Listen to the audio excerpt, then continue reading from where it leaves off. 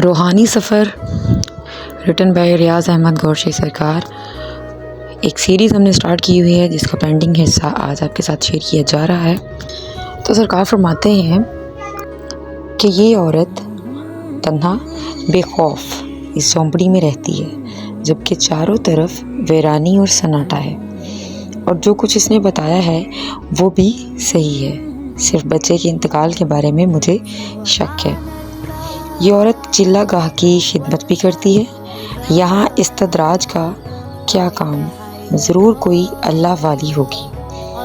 میں دن کو کبھی کبھی اس عورت کے پاس چلا جاتا، وہ بھی عجیب و غریب فقر کے قصے سناتی اور کبھی قہوہ اور کبھی کھانا بھی کھلا دیتی۔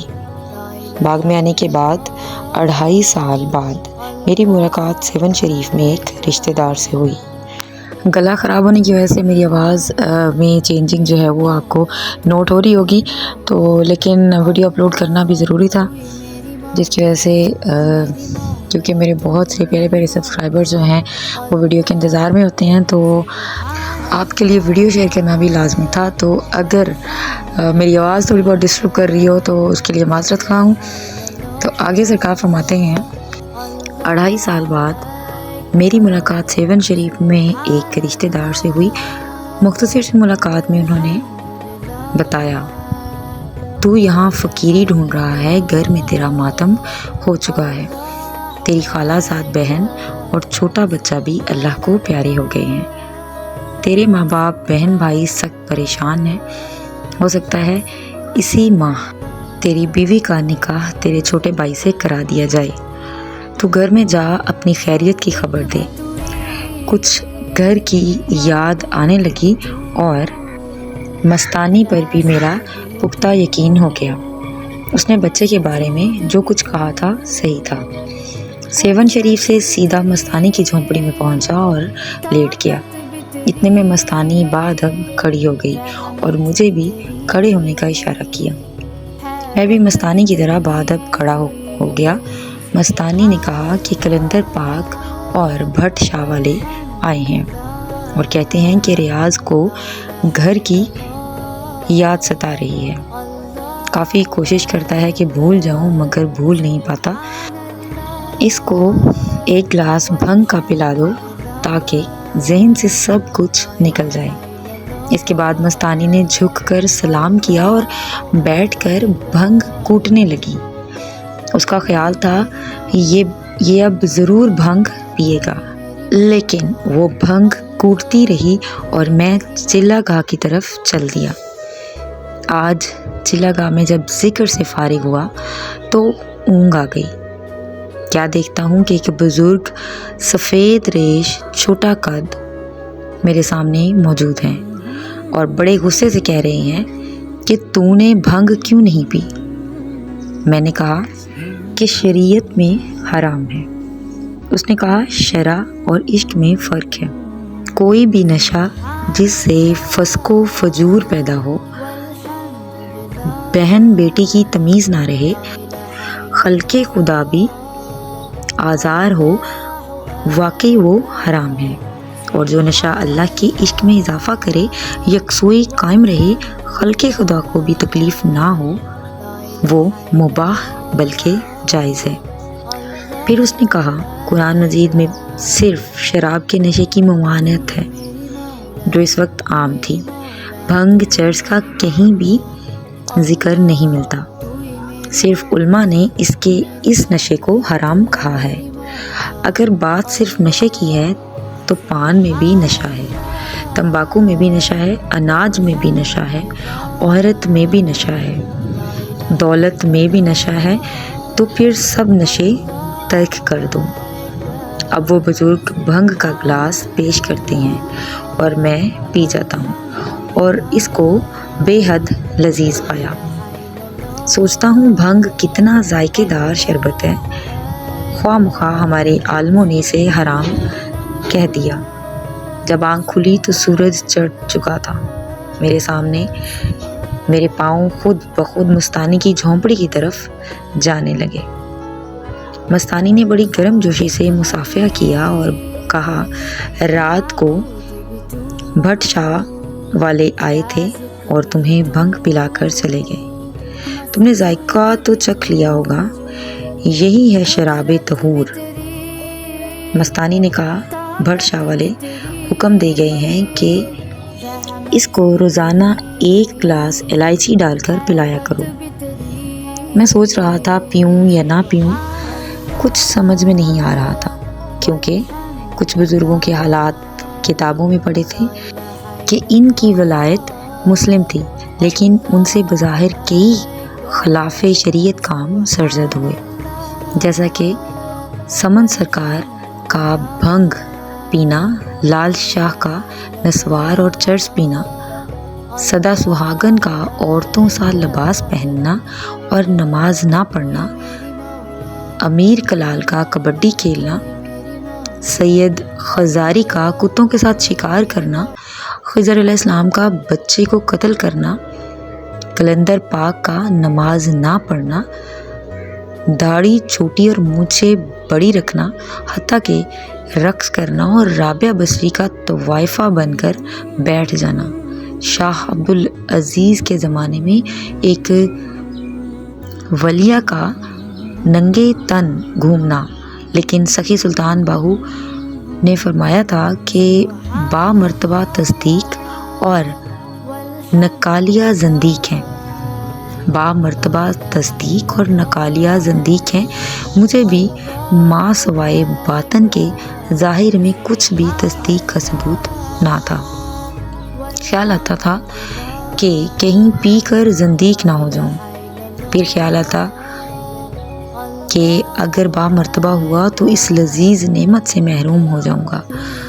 आखिर यही फ़ैसला किया, थोड़ा सा चख लेते हैं, अगर रात की तरह लजीज हुआ तो वाकई शराबे तहूर ही होगा। आज मस्तानी मेरे इकरार पर बहुत खुश है। उसने भंग में पिस्ता, बादाम और इलायची भी डाली है। गिलास में बर्फ़ भी पड़ी हुई है।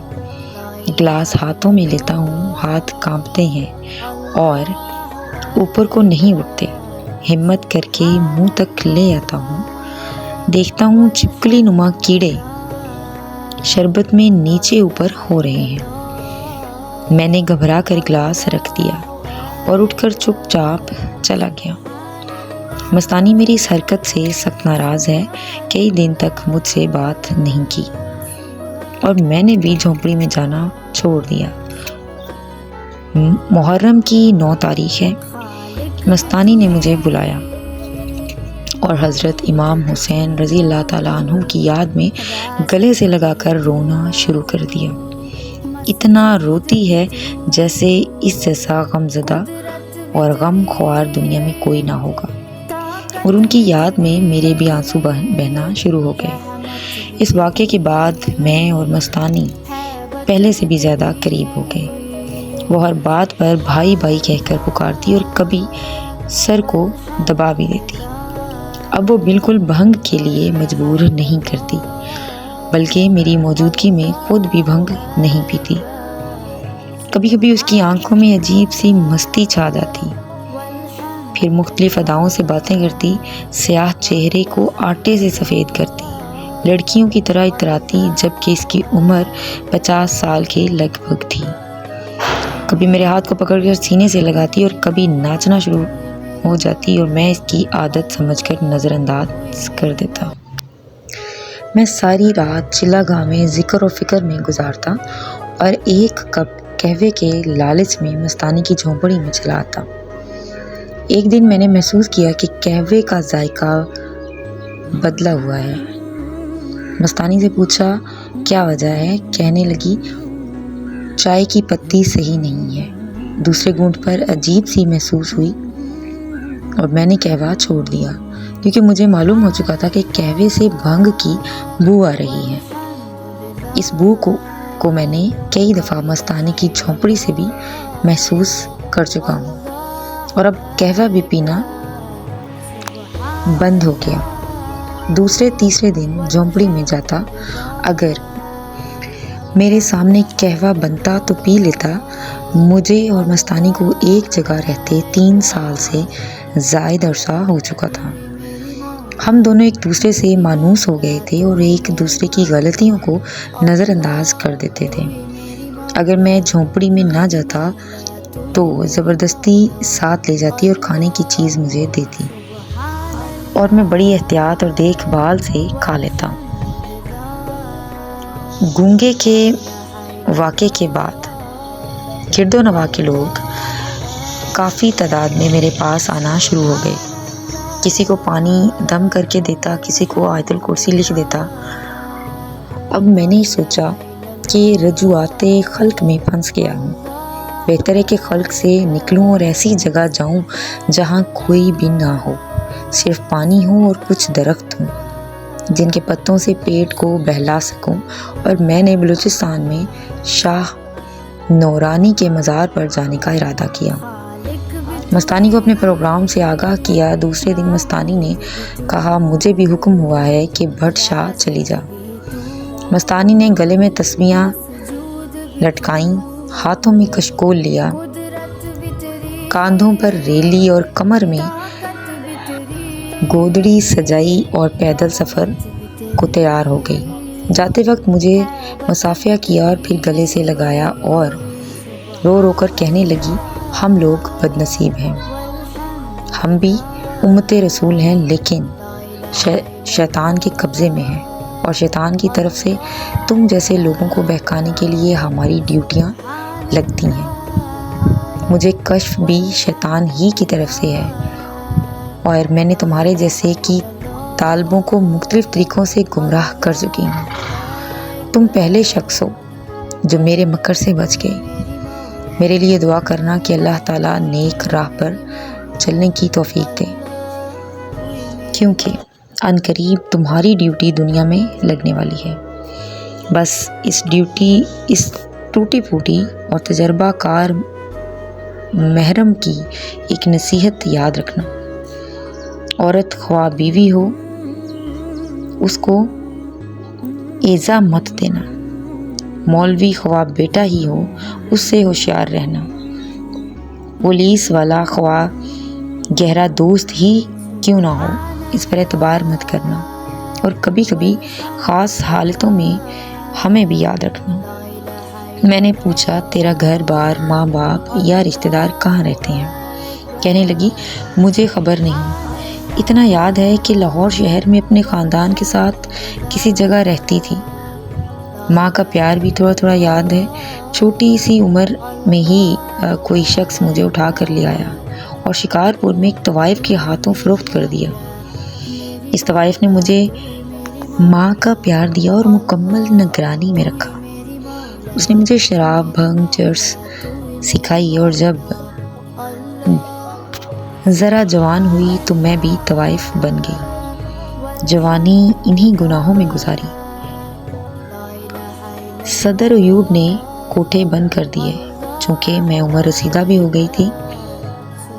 کوئی پرسان حال بھی نہ رہا اور گزارے کے لیے بھیک مانگنا شروع کر دی، لیکن وہ نشے جو منہ لگ چکے تھے میسر نہ آئے۔ درباروں میں نشوں کی کھلی چٹی ہے، محکمہ پولیس بھی فقیر سمجھ کر پوچھ گچھ نہیں کرتی۔